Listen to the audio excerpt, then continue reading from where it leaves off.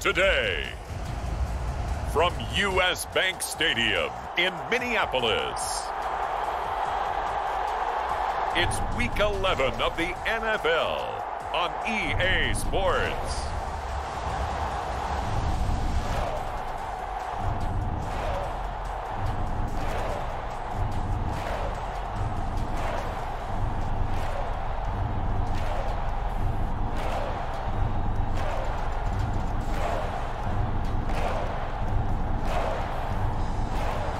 We'll see Kirk Cousins and the Minnesota Vikings taking on Dak Prescott and the Dallas Cowboys.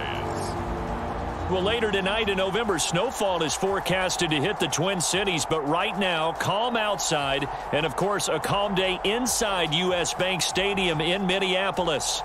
Today, we've got an interesting Week 11 matchup on tap between the Dallas Cowboys and the Minnesota Vikings.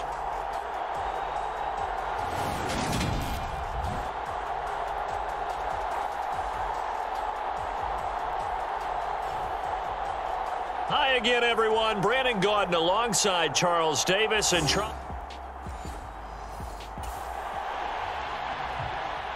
Now we'll see what this offense can do as they'll get their first shot here with less than a minute gone by in the first quarter.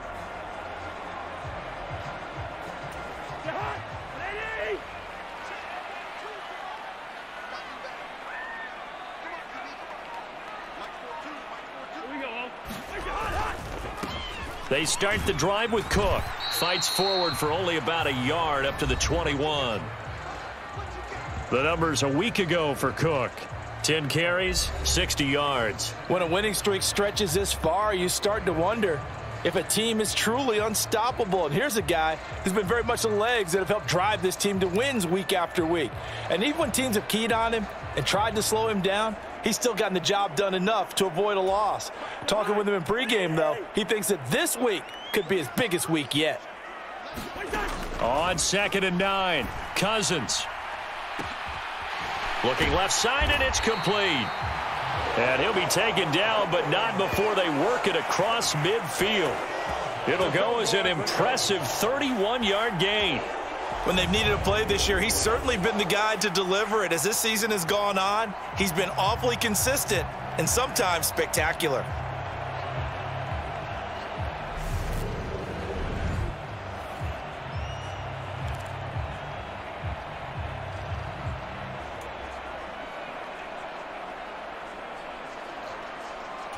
So the line of scrimmage moves all the way across the 50 now as they come up 1st and 10.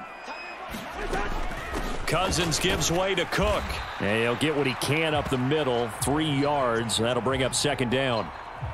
All right, Charles, we've spoken about this offense plenty, how great they've been all year. 9-0 now, into the back half of the season. Super Bowl favorites, without a doubt. I think everyone agrees on that. What do you think is the thing that most stands between them and a perfect season? I think it's... And at the 7-yard line, the catch is made. A big play there for Minnesota. And even 40 yards. Well, make that now 2 completions for him on this drive. And these aren't ordinary completions. They're big ones. Yeah, these are the types that make a secondary talk to each other and not in a good way. Oftentimes pointing fingers. Hey, who's got him? Someone cover it. That type of indecision can open it up to even more big plays.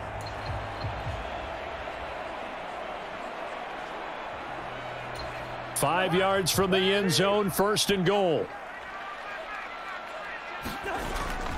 They'll run with Cook.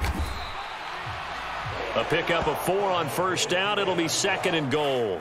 It's largely been the air attack that's gotten them down here, but now's where you start to lean on that running game. That's a good pickup there on 1st and goal. On 2nd and goal, Cook waiting in the backfield all alone. They'll give it to him again, and he'll get in. Touchdown, Minnesota. Dalvin Cook, his 8th rushing touchdown on the year. And the Vikings are on the board first here this afternoon. So both sides of the football contributing here early. Their defense forces the punt, and then the offense takes it down the field and punches it in on the short touchdown run. And, Brandon, that's good complementary football, and that's what they're going to need if they want to get out of here victorious.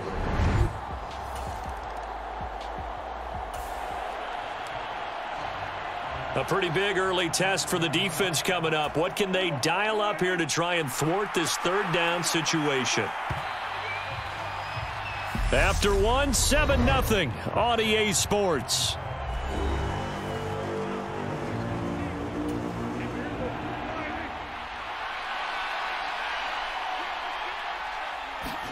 From the shotgun, it's Prescott.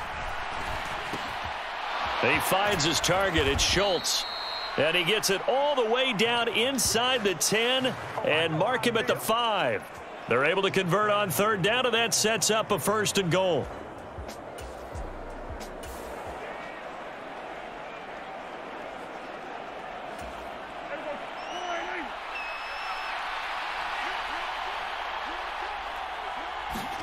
Now Prescott. Flush to his right. He'll get 3 yards on the scramble there. It's 2nd down.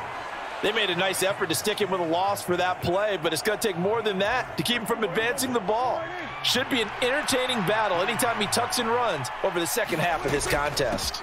Elliott is not going anywhere. He'll be hit and dropped for no gain at the 2-yard line. He got maybe a half yard at most, but officially they'll be left with a 3rd and 2. This is kind of one of those in-between plays here, Charles, on 3rd and goal from the 2 or the 3 in that area. What do you dial up? Something quick hitting. You don't have the time for something that develops slowly. It's got to be right at them if you're going to run the football. And if you're going to throw it, something quick, get it out of your hands in a hurry. A loss of a yard, and it brings up 4th. This is a long drive offensively. Wouldn't you hate to end this with just 3 points? Doesn't it feel like during a ball game you have certain narratives going on and there's certain drives that seem to take on just a bit more importance than others? This feels like one of those, doesn't it? To me, 3 points here, a major letdown. This is the time to go and put 6 on the board.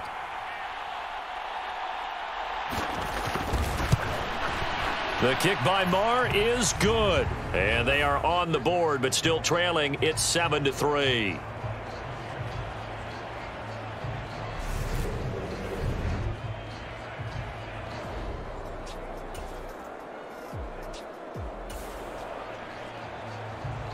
Second quarter, this defense looking for a big 3rd down stop here. They're already down on the scoreboard, just trying to get the ball back to their offense.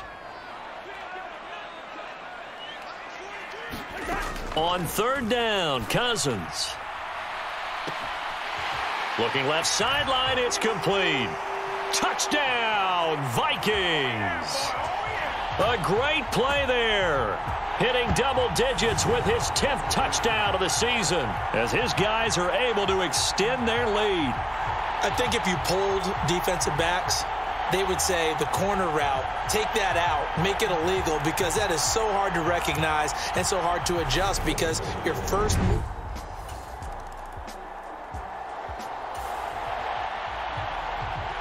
Here are the Vikings now to start their next drive.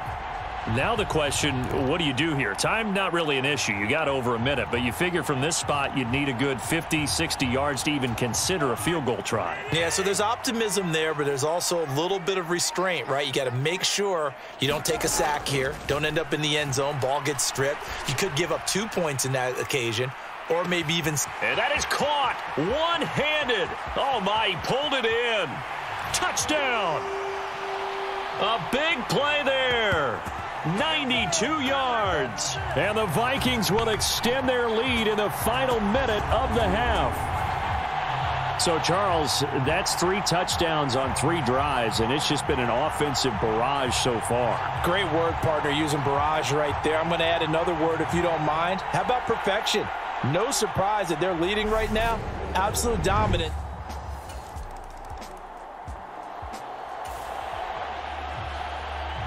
Okay, the field goal unit out on the field as they look to get 3 points here in the waning moment of this first half. So on 2nd down, the field goal unit is on here as they try to get 3 before half. From the left hash, this from 37. The kick by Joseph is good, and the lead grows to 14 at 24-10.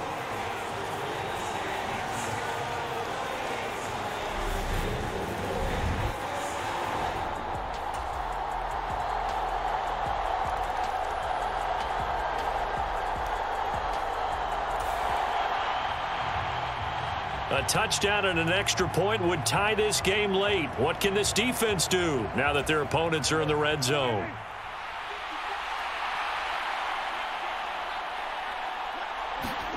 From the 16, Prescott. And he can't find anywhere to go with it, and he goes down.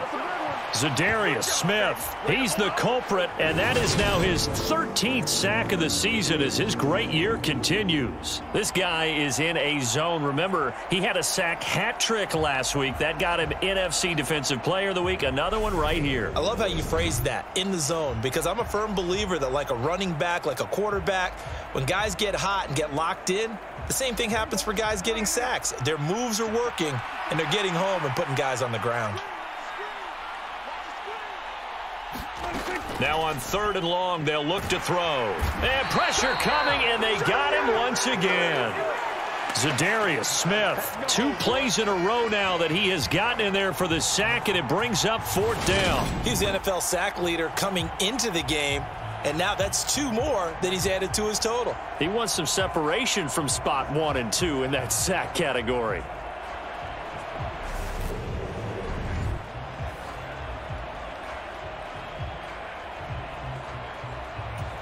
So the field goal unit is on the field as this is a big spot right here.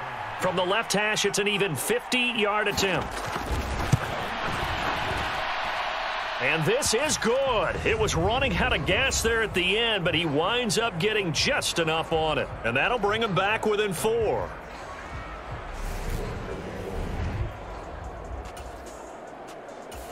The Minnesota offense about ready to get this next drive underway. Right now clinging to a 1-score lead, Charles, and I think operating within that 4-minute offense with a little less than 4 minutes to go applies here, right? It certainly does, and that means the playbook is still wide open. But you are a little bit more careful about what you're calling. You want plays that are going to gain yardage, how would you say it, consistently. Right? And that's caught inside the 30. Touchdown, Vikings. Kirk Cousins with 3 touchdown passes now in the afternoon. And the Vikings add on to their lead, and it's looking like that win streak is going to extend another week. In order to lead in a game, you're going to get plenty of contributors, but that's his 2nd touchdown catch of this game. He's one of the key guys in this one. And you better believe he'll be looking for the hat trick here as this one continues to go.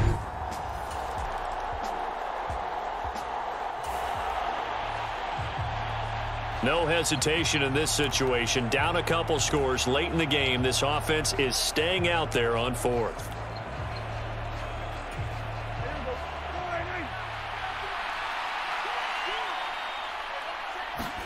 Desperation time. Prescott on 4th. Complete to Hilton. And he is going to have the Cowboys first down as they'll get the conversion on a gain of 14.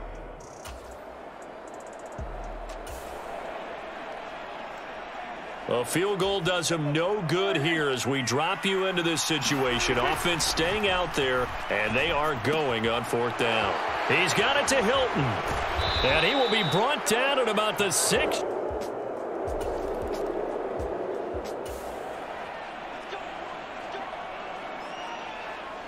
We've got an onside kick coming up. With the kicking team trailing by 5, they need to recover this football. And the Vikings able to recover. The hands team does its job. A tough one there. They certainly wanted that when they needed it, but they didn't absolutely have to get it. They still do have 3 timeouts. You're exactly right. They had to attempt it. But even though they didn't get it, as you noted, with 3 timeouts, if they can get these stops on defense, all hope is not lost. Now the Minnesota offense set to take over again. And this game not quite in hand yet. We'll likely see all the assessment.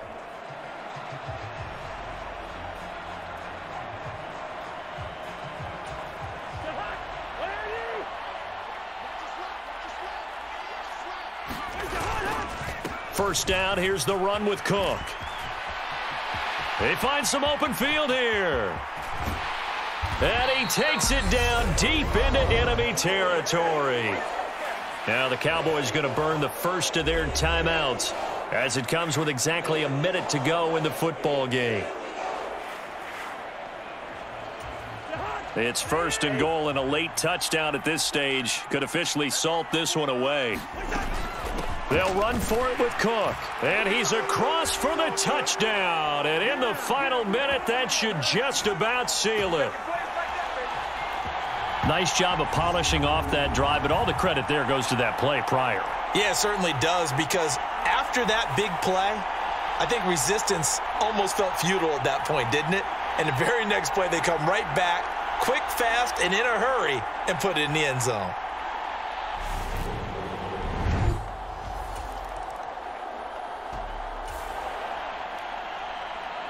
No hesitation in this situation. Down a couple scores late in the game. This offense is staying out there on fourth.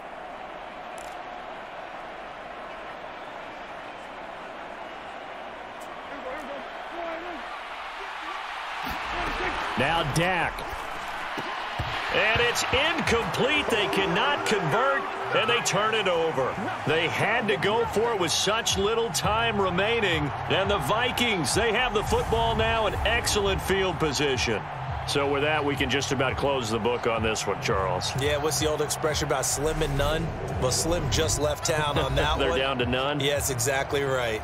And the Vikings now heading onto the field. And this one all over but the shot. Timeout remaining. So no shortage of offense in this game, but a very clean game too, Charles. Each side got its points, but they did so without committing a single turnover. That's so true, and it certainly felt like NFL football at its finest, right? You talk about the highest level from both of these offenses. Neither one of them afraid of taking risks, and both of them aggressively pushing it downfield. I did like, Brandon, how smart they were about going about their business, though. They were high flying, but they took care of the ball. Yeah, they did. And just keeping it clean in a game like this with all these points, you don't see that very often, even at the highest level. Job well done by both sides.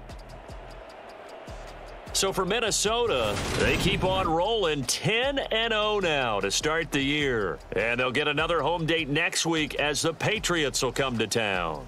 Meanwhile, for Dallas, it was a game they really needed as they drop back to 4-6. And they'll have a quick turnaround as they're back in action Thursday afternoon at around 3:30 Eastern for the traditional Thanksgiving Day game in Dallas.